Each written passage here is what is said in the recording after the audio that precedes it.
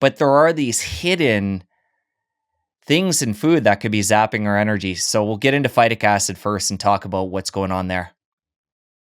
I love that you're asking about this.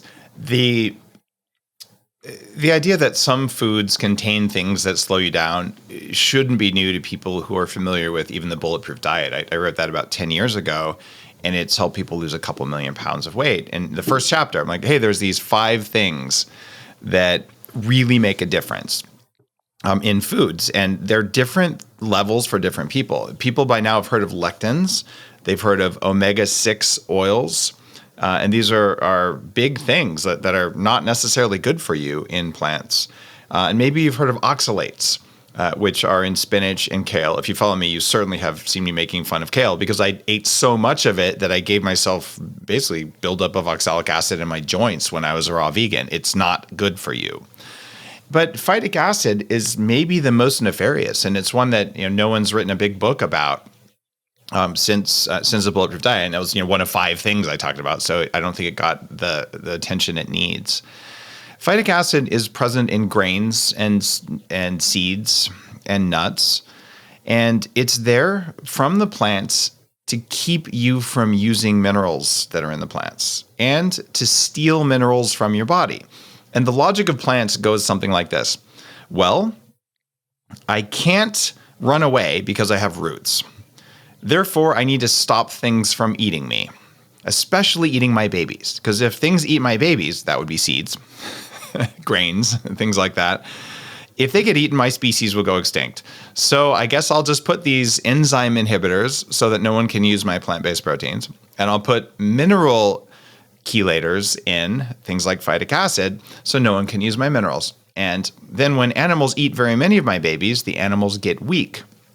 And then they don't reproduce. So if they steal my babies, I'll steal their babies. This is literally Mother Nature at work in the operating system. This is not our conscious brains. Well, we've become very good at taking plant babies. It's called wheat. It's called soy. It's called corn. And also almonds. I mean, let's face it, nuts and seeds have the same thing, beans, legumes. And farmers know about this because even though cows are designed to make the enzyme that breaks down phytic acid, they can do only a certain amount of that. So can chickens, and so can birds. Actually pigs are very terrible at it. They're like people. But what ends up happening is they're feeding so much grain to these animals that never ate grain that they hit the limit of phytic acid. So they actually add an enzyme to the food to allow the animals to eat more of it, even though the animals can naturally handle it. We don't make the enzyme to disable this. That means when you eat a plant baby in the form of a seed or a nut or a grain, unless you do something about it, it is going to steal calcium from your bones. It will take the zinc that was in your supplement and it will keep you from getting it. And when you realize this, you say, oh, well, okay, why is this a big deal? It's going to take some minerals. Don't we have lots of minerals? I eat a lot of spinach or whatever. Actually, no. The iron in spinach is only 1.7% absorbable because spinach also doesn't want to give you its iron. It doesn't want to get eaten. So we have this weird thing we've done in the US going back about 100 years where I'm going to say a deranged individual convinced us that we should eat high phytic acid foods because he recognized that they lowered testosterone. And he believed that testosterone and sexual desire was the root of all evil in humanity. So if he could just make up a food that would lower testosterone, then he would basically be the salvation of us all. The guy was a religious leader. You know what I'm talking about? Is it Kellogg? Kellogg. Yep. Reverend Kellogg.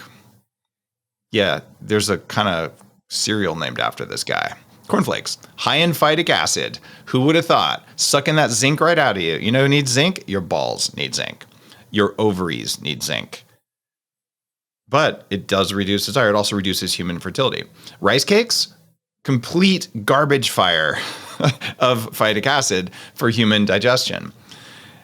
Well, there's something we used to do because it turns out humans have been eating grain for about 5,000 years. And we know that it's not good for us. That's why they would give grain to the peasants or the slaves. And even back as far as Roman times when they had gladiators. Gladiators didn't choose to be gladiators. They were slaves. They were called barley men because they ate barley, because that's what they fed them, because it was the cheapest food. So you can survive on all kinds of stuff, which is a wonderful part of human metabolism. So when there's a famine, you can eat a lot of stuff that weakens you, but you can still eat it. At least you didn't starve to death. Yay. Until the good times come. But what we're doing is we're telling ourselves a story that these plant-based diets, high in phytic acid, high in grains, high in beans, high in all of these sources of phytic acid, that somehow they're healthier for us. The people telling you that are trying to sell you high margin foods that are profitable for them, that make you weak. They make your bones weak. They suck minerals out of your cells. These minerals allow you to make electricity effectively. You can do any biohack in Smarter Not Harder. You can do any kind of exercise. You can even sit and meditate. And if you don't have enough minerals, your body will not be able to respond to make you stronger. Since our food has less minerals than it used to have, we depleted our soil and we spray glyphosate on our soil that stops minerals from getting into plants. That's how it kills plants.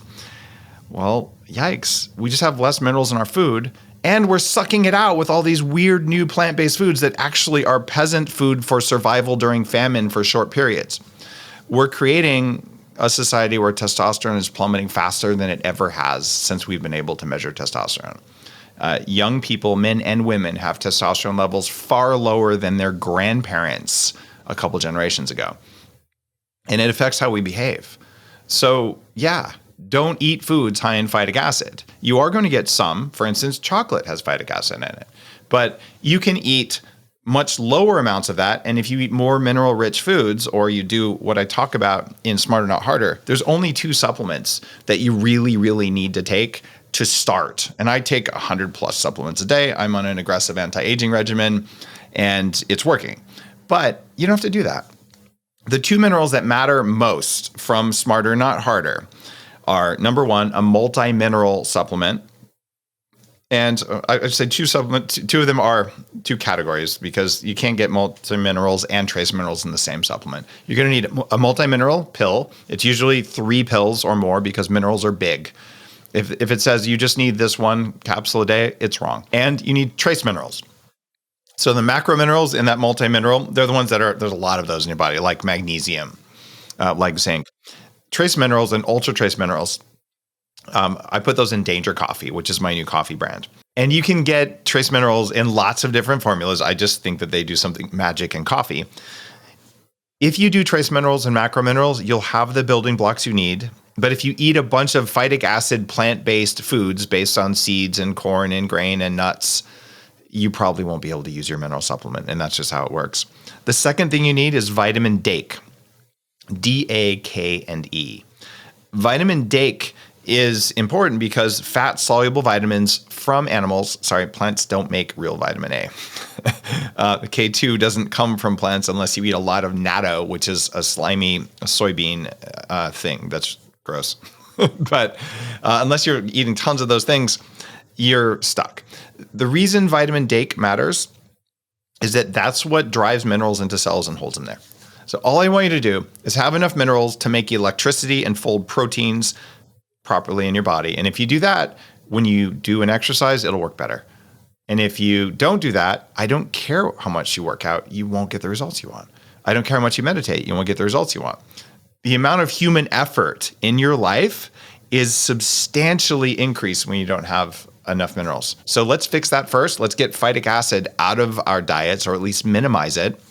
And let's make sure there's enough minerals to overcome the amount of phytic acid we have. And this means when someone gives you some weird fake sausage-like creature that is allegedly lower in cruelty, it's not lower in cruelty. It's just lower in minerals. If you enjoyed that clip, press here for the full episode. I'll see you over there. Chicken's just bad from an ethical perspective, from the way it's raised, and from a health perspective. If you do these things, you will live longer and feel better and have less emotional reactivity because you're less stressed physiologically. And you need this.